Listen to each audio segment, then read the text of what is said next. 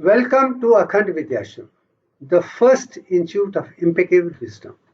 Akhand Vidya, integrated knowledge, the genesis of impeccable wisdom. मेरा धर्म impeccable wisdom, अखंडता, संपूर्ण ज्ञान और विज्ञान प्रज्ञान. My greatest discovery, दिव्यंक, जिसके साथ सृष्टि के परफेक्ट ऑब्जेक्ट बनाए गए हैं. अखंड विद्या, the foundation stone of impeccable wisdom. Inspiration is right from Hitopadesha की दो लाइनें. विद्या ददाति विनयम विनयात जाति पात्रताम पात्रचाम च धनम च धर्म च सुखम. इसका अर्थ ये है, जिसे भी परफेक्ट राइट एजुकेशन, ज्ञान विज्ञान प्रज्ञान पता है, उसमें नम्रता आ जाएगी. He will be very humble person. और जो इंसान में नम्रता है, हम्बल है, उसके माध्यम से ही सृष्टि में जाति पात्रम नहीं रहेगा. सब लोग एक बराबर बन जाएंगे. और जहाँ पे सब लोग इकट्ठे होकर काम करते हैं, वहीं पे धन की उत्पत्ति होगी.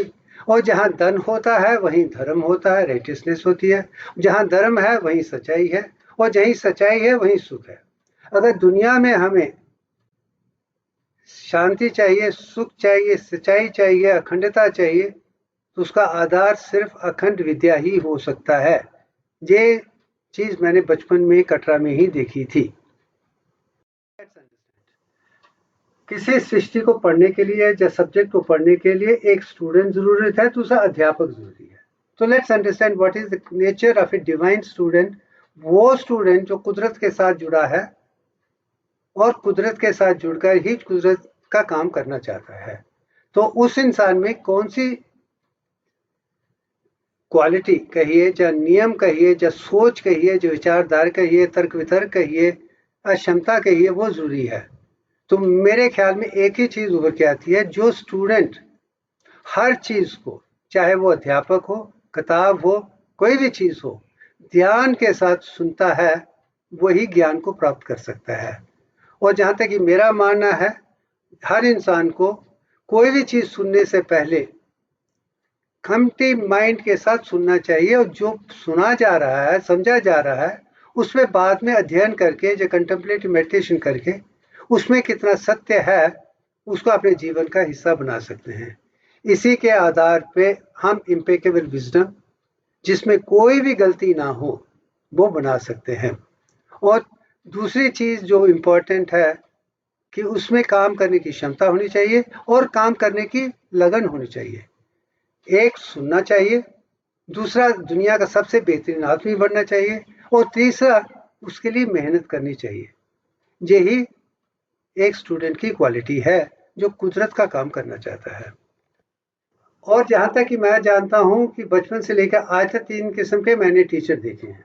एक वो टीचर जिसे मैं डिक्टेटर कहूंगा, जो किताबों में लिखा गया है, आर्टिकल्स में लिखा है, 5 पॉइंट प्रेजेंटेशन में है, उसी चीज को वर्ड बाय वर्ड वो क्लास में समझाते हैं. इसके आधार पर स्टूडेंट उसे 1 या 2 दिन के लिए ही ध्यान में रख सकते हैं, चौथे दिन भूल जाते हैं. दूसरे हैं कंसेप्ट टीचर्स, उसी सब्जेक्ट को अच्छे तरीके से समझाने की कोशिश करते हैं, जिसके आधार स्टूडेंट उसको 1 हफ्ते से ज्यादा तक उसे ध्यान में रख सकता है. There are also inspirational teachers called applied science teachers, जो हर ज्ञान विज्ञान प्रज्ञान को साइंस के माध्यम से एप्लीकेशन तरीके से समझाते हैं और जिसका इस्तेमाल लोग कर सकते हैं. वो ज्ञान काफी दिन तक याद रहता है. इस दुनिया में मैंने ये 3 किस्म के टीचर ही देखे हैं, मगर चौथा टीचर जो मैं हूं, और जो मैं खुद पढ़ता था, अब पढ़ाता हूं और आगे भी करना चाहूंगा, उसको समझने की कोशिश. Ideal teacher for life. इसके आधार पे जो भी मैं क्लास के लिए जाता हूं, उसकी पूरी प्रेजेंटेशन को ऑडियो विजुअल इमेज से मैं प्रेजेंट करता हूं, उसके सारे रिले हुए मैटर्स, और पहले 20 या 25 मिनट के अंदर ही उसे समझा देता हूं. मगर उस समय मेरी स्टूडेंट से यही गुजारिश है, यही प्रार्थना है कि वो मुझे ध्यान के साथ सुने. और ध्यान के साथ सुनने के बाद हम उस पर इंटरेक्टिव डिस्कशन करते हैं, एक एक सब्जेक्ट को लेकर. और मेरी स्टूडेंट से यही गुजारिश है जैसे मैं समझाता हूँ वो अपनी नोटबुक लेके उसे अपने हाथों से उसी तरीके से पेश करके किताब में लिखने की कोशिश करें। इसका क्या लाभ है कि कान से आपने सुना है, आंखों से देखा है और सेंसरी सिस्टम से आप उसे समझकर और मोटर सिस्टम से दोबारा प्रोड्यूस करने की कोशिश करें अपने ही तरीके से। डेटा इंफॉर्मेशन नॉलेज से इसके आधार पे ब्रेन के जितने भी एसोसिएटेड एरियाज हैं सारे मुकम्मल हो जाते हैं, मिल जाते हैं। रिजल्ट क्या है? You remember wisdom for rest of life. और मेरी यही गुजारिश है as a student and a teacher, impeccable wisdom को ही ध्यान में रखते हुए हमें सीखना है ताकि जिंदगी भर के लिए हम भूल जाए। मेरा मानना है कि जो हमें school, college, university, research, articles, किताबों में, दुनिया में, I am not making any difference, जो भी पढ़ाया जा रहा है सब में बहुत डिफरेंसेस हैं, कंसिस्टेंसी कहीं नहीं है। और मेरा मानना है जब तक कि हम हर स्टूडेंट को पूरा ज्ञान पहले दिन से आखिरी दिन तक नहीं देंगे तो उसे अनलर्न करना या रीलर्न करना, जब भूल जाना, बुलाना और नए तरीके से सीखना बहुत मुश्किल हो जाता है। और अखंड विद्याश्री की यही कोशिश है हम वो ज्ञान दुनिया को देंगे जिसमें किसी किस्म की कोई गलती ना हो और एक ही बार पढ़ने से जिंदगी भर के लिए ध्यान में रहे। That is the ideal combination of A student and teacher. और मैं समझता हूँ यही गुरुकुल सिस्टम था जो भारत में आज से हजारों साल पहले पढ़ाया जाता था। स्टूडेंट और टीचर कहीं ना कहीं एक दूसरे से डरते नहीं थे, सीखते नहीं, कोई भी विषय पे एक डिस्कशन करने के लिए तैयार हो जाते थे। हमें वही चीज बनानी है और जब तक समझ ना आए उसे डिस्कस करते रहना चाहिए। Now, अखंड विद्या, there are 10 stages of impeccable wisdom which I want everybody to understand. जिसने ये 10 stages of impeccable wisdom को समझा है वो उस ज्ञान, विज्ञान, प्रज्ञान को जिंदगी भर में लागू भी कर पाएगा, समझ भी सकेगा, समझा भी सकेगा, उसके आधार पर कुदरत के साथ जुड़ जाएगा। तो उसका पहला अध्याय क्या है? रीड एट ए स्ट्रेच। कोई भी सब्जेक्ट, किताब हो, आर्टिकल हो, कुछ भी हो, मेरी सबसे एक ही गुजारिश है, एक ही प्रार्थना है कि पहले सफ़े से लेकर आखिरी सफ़े तक पहले उसे पूरे तरीके से पढ़ लो। बीच में पढ़ने वाला दूसरा कोई काम ना रखो। इसका क्या फायदा है? You will only understand the central concept और central theme which the writer is trying to convey. Read और स्टडी। अब ईच सब्जेक्ट को, सेंट्रल कंसेप्ट को ध्यान में रखते हुए उसने कौन सा शब्द इस्तेमाल किया है उसको समझने की कोशिश कीजिए। इसका क्या कारण है? क्योंकि हर लैंग्वेज मीडियम की 3 डेफिशिएंसीज हैं। Deficiency number 1, inadequacy of letters. जितने भी शब्द हमारी शब्दांजलि है वो सीमित है, वो कंप्लीट नहीं है, इसके कारण गलतियां होने के चांस ज्यादा हैं। और जो भी शब्द हम बनाते हैं वो भी अपने आप में मुकम्मल नहीं है, एक एक शब्द के भी हजारों मतलब है और एम्बिग्युइटी भी उसमें जुड़ी हुई है। अगर आपको लैंग्वेज मीडियम से ऊपर उठना है तो आपको कंसेप्ट के आधार पे हर शब्द को वो मतलब उठाना है जिसके अंत में आपको पूरी समझ आ जाए। कोई भी किताब अपने आप में कॉम्प्रिहेंसिव नहीं है, कंप्लीट नहीं है। तो उस सब्जेक्ट को समझने के लिए या उस ऑब्जेक्ट को समझने के लिए उसकी जुड़ी हुई जो भी इंफॉर्मेशन है आप सब उसे इकट्ठी कीजिए, उसके आधार पे आप मास्टर की तरह बन सकते हैं। अगर पहला स्कूल स्टूडेंट है, दूसरा ग्रेजुएट है, तो third will be masters degree. चौथा अध्याय मैं चाहता हूं कि पढ़ने के बाद, मास्टर के बाद ही इंसान को कोशिश करनी चाहिए कि वो सब्जेक्ट को दुनिया के साथ शेयर करे और अपने परफेक्ट अच्छे से अच्छे तरीके से समझाने की कोशिश करे। इसका ज्ञान भी मुझे बचपन में कटरा के स्कूल में ही हुआ था, उसी बोर्ड पे जिस बोर्ड में मैंने विद्या ददाती विनयम को सुना था। और इसका था, सरस्वती के भंडार में बड़ी अपूर्व बात, ज्यों ज्यों खर्चे त्यों त्यों बने बिन खर्चे घटियात। तात्पर्य, जिस ज्ञान को जब जितना हम ज्यादा जानेंगे, पढ़ाएंगे, लिखाएंगे, सुनाएंगे, समझाएंगे, वो उतना ही बढ़ेगा। अगर हम उसका इस्तेमाल नहीं करते हैं तो ज्ञान आहिस्ता आहिस्ता खत्म हो जाएगा। Reinforcement is the divine law of nature, ये चीज भी मैंने कटरा स्कूल में सीखी थी। Having understood school level, graduation level, master's degree. You go to the PhD research after teaching few years. Don't go to research immediately after graduation or post graduation. Teach. जो सीखा है, समझा है, समझाओ. जब समझने के बाद लगे कि ये चीज है, इसे आगे बढ़ाना है, तो रिसर्च के लिए आ जाओ. And objective exploration of the subject of knowledge का होना बहुत जरूरी है.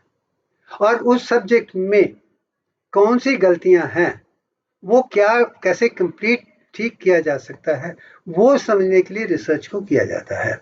अगर रिसर्च ऐसी है कि आपकी रिसर्च के आधार पर दुनिया को नया ज्ञान, विज्ञान, प्रज्ञान मिलेगा. आफ्टर हैविंग डन PhD, तो हमें कहीं ना कहीं सिनॉप्सिस लिखने पड़ते हैं, एब्स्ट्रैक्ट लिखने पड़ते हैं पब्लिकेशन के लिए. तो concise writing with most appropriate word is the concept of synopsis. अब मैं इतना ही कह सकता हूं कि जो आदमी एक पेज में पूरे कंसेप्ट को समझा सकता है, 10 पेज में समझा सकता है, 100 पेज में समझा सकता है, 1000 पेज में समझा सकता है, इसका मतलब उसने उस ज्ञान को जाना है, पहचाना है, समझता है. वो जिंदगी में कोई गलती नहीं करेगा. सिनॉप्सिस लेवल पे आपका ज्ञान उस लेवल का होना चाहिए. सिनॉप्सिस करने के बाद जो एक पेज पे है, then you go to writing a thesis कहिए, या बुक कहिए, या इंफॉर्मेशन कहिए, the complete data, information, knowledge और विज्ञान सबको अच्छे तरीके से स्टेप बाय स्टेप जो किताब की फॉर्म में, जो थीसिस की फॉर्म में दुनिया को दे सकता है, वही ज्ञानी, विज्ञानी, प्रज्ञानी हो सकता है. नेक्स्ट स्टेज, और मेरा मानना है mathematics is the divine language. जब तक ज्ञान मैथमेटिकली कंक्लूसिव नहीं है, तो उसे हर किस्म की कोई ना कोई गलती होने के चांसेस हैं. To find integrating mathematical concept पढ़ने के लिए नीचे लिखी चीजों को जानना जरूरी है. The mother of all the sciences is mathematics. Language of divine nature is mathematics. The conclusive mathematics is the real science. जो इंसान हर ज्ञान, विज्ञान, प्रज्ञान को मैथमेटिकल कंसेप्ट में नहीं बदल पा रहा है, उसमें वो अखंडता नहीं आई है, वो सच्चाई नहीं है, वो सच्चिदानंद का अनुभव नहीं कर पाएगा.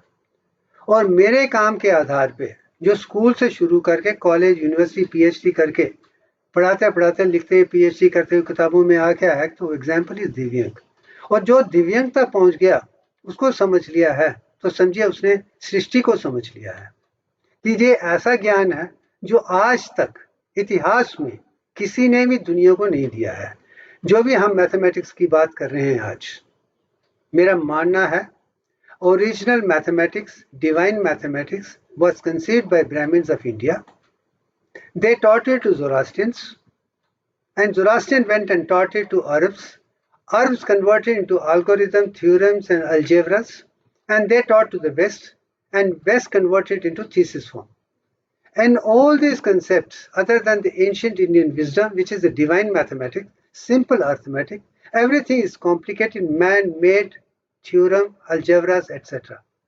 उसमें वो अखंडता नहीं है जो दिव्यांग में है, जो डिवाइन इंडियन मैथमेटिक्स में है, जो आज भी हमारी वेद, उपनिषद और ग्रंथों में पाया जाता है. और मेरा यही सोचना है कि हमें कुदरत के नियम चाहिए और जानकर दुनिया को दिखाए, ताकि कोई भी किस्म की कोई भी गलती कहीं ना होनी चाहिए. भारत विश्व गुरु था, भारत विश्व गुरु है, और भारत ही विश्व गुरु बन सकता है. ये मेरा मानना है. मगर जो हम देंगे वो डिवाइन है. आप दोबारा लिखेंगे तो उसमें कोई गलती नहीं होगी. यही गलतियां निकाल कर उसको समझाने की कोशिश मेरी अखंड विद्यार्थी वीडियो में, किताबों में और दूसरे आंसर में रही है. मेरा आल्सो मानना है कि मैथमेटिक्स अपनी जगह है, मगर उस मैथमेटिक्स को हम परफेक्ट इंटीग्रेटेड सिंबल में ग्राफिक प्रेजेंटेशन नहीं कर पाते हैं, तो वो मैथमेटिक्स भी कंप्लीट परफेक्ट नहीं है. क्योंकि कुदरत ने जो भी बनाया है, मैथमेटिकली कंसीव किया है, वो जिस तरीके से भी दुनिया के सामने पेश किया है, वो ग्राफिकली रिप्रेजेंटेड है. जिसे हम मूर्ति पूजा में कहिए, या किसी से जो एंशियंट इंसिजन ने मूर्ति पूजा के माध्यम से कुदरत के साइंस मैथमेटिक्स को समझाने की कोशिश की है. मूर्ति पूजा एक संभावना, एक विचारधारा, एक कल्पना कुछ नहीं है. The original concepts of murtis, concept in Vedas, Upanishads, and mathematical design are the greatest impeccable wisdom of the world. वही मैं समझकर समझाकर दुनिया को पेश करने की कोशिश कर रहा हूँ. अब दिव्यांग को इस ग्राफिक प्रेजेंटेशन में मैंने बदला है. अगर इसे देख लीजिए, बाहर में आप ऑर्बिट देख रहे हैं, उसकी रेशियो 22/21 है. उसके अंदर जो पेंटागन्स है वो 10 है. They represent 10 part. उसके अंदर सेंटर में 5 व्हाइट हैं. They represent 5 panchabhutas of Shiva. You can say 22/21 is Brahma, the first stage of creation. There are 10 stages of development, 10 incarnation of Vishnu, and Panchabhutas of Lord Shiva. So Brahma, Vishnu, Mahesh represent 22/21 to the power of 10, 0.34. And 13.6180 is the perfect stage. जिसे आप दिव्यांग ratio कह सकते हैं. So जब तक आप इसे समझ नहीं पाएंगे तो उससे आप सृष्टि को समझ नहीं पाएंगे. 10 stage integrations. मेरा मानना है कि we, the world per se, take pride in becoming master of one art. और मेरा मानना है there are 64 different arts. और 64 arts में the 24 are the core one and 40 are dynamic. This 24, 40 and 64 is also called Divyang ratio. So horizontal widening and then heightening to vertical level is what is required in integration. As a result, we'll have complete knowledge A to Z of every subject, all the subject objects of the world. तभी जाके आप कह सकते हैं हम impeccable wisdom पे आए हैं. उसके लिए 64 आर्ट्स का जानना जरूरी है, और जिसमें से 24 जो कोर सब्जेक्ट है, जैसे दिव्यांग 24 मीटर्स में है, वो मीटर का मतलब उसके कोर सब्जेक्ट 24 है, और जो सृष्टि है वो 64 की है. जिसने 64, 40 और 24 को समझा है वही कुदरत के साथ जुड़ सकता है. तो अब मैं ये कह सकता हूं कि 10 स्टेजेस के आधार पे अगर हम ज्ञान, कोई किताब को, सब्जेक्ट को, ऑब्जेक्ट को संपूर्ण तरीके से, अखंडता से जानते हैं, फिर ही हम अपने आप को इम्पेकेबल विजडम या हर तरीके से सहमत समझ सकते हैं. Now let me tell you some of the things which I made unconsciously, but today I know they might have been unconscious, but they really mean so much to me because I must have been thinking of this. So things which were designed by me earlier years are making sense. This particular picture of Om, which I had drawn in 1974, 50 years ago, represent 22/21 are the Brahma consciousness. That's why Brahma is associated with Om. And Mandukya Upanishad talks about it in length. That is 22/21, or 22/3 are the pi. So it's interesting. Next symbol is one which I created when I started my Akhand Pharmaceutical in 1979. This was a symbol which I created, and I have the copyright on this symbol from that time onwards. The copyright for Akhand lies with Shiv Bhushan Sharma. It speaks volumes, and I'm happy that I've been thinking of impeccable wisdom and want to do perfect from everything, and there is so much of wisdom in this. If you see, A is with tablet and capsule, P is with the capsule and drop, but in between you can see a shape of retort which represents research. So गोलियां बनाना, capsule बनाना, liquid बनाना और research करना ही अखंड विद्याश्रम का, अखंड pharma का आधार रहा है, वही आज नजर आ रहा है. This was done way back in 79-80. Then later, when I started writing about after my PhD work, when I conceived the idea of writing the book, so I explained divine consciousness, all the wisdom of the universe is into this picture of goddess Gayatri. Lotus flower right on top, bottom part on which Gayatri is sitting represents first stage of creation, are 22 by 21. Then she has 10 arms, not 9 or 11, or just 10 arms. And 10 arms represent 10 stages of development, or 10 reincarnation of Lord Vishnu. The first is Brahma, second is Vishnu. 5 heads represent Panchabhuta of Lord Shiva, 0.34419, and that's it. So can you imagine the full concept of Devyank is hidden in this particular picture, and I could see that way back more than 20 years back. And this is one of the book pictures in my book Akhand, an Essence of Universal Consciousness, which was published in 2002, 22 years ago. Speaks volumes. This is another picture which fascinated me quite a lot, because in India we talk of Adi Para Shakti. Adi means first, Para is absolute, Shakti is dynamic force. And I do believe, whatever the world might say, without mother we are nowhere. We are created in the womb of mother. So mother is most worshipped than the father. And that is beauty of Sanatana Dharma, that mother precedes the father and father precedes the guru. If this concept is understood, then life is done. So from that point, Adi Prakshakta has taught me it has got 18 arms. That means it represents 18 arms. And this concept of helium, neon, and argon taught me the concept of soul. I think this particular juncture, I would stop it here because we have miles and miles to go thereafter. So I would say, and all these concepts I spoken are there in this particular picture too. So thank you very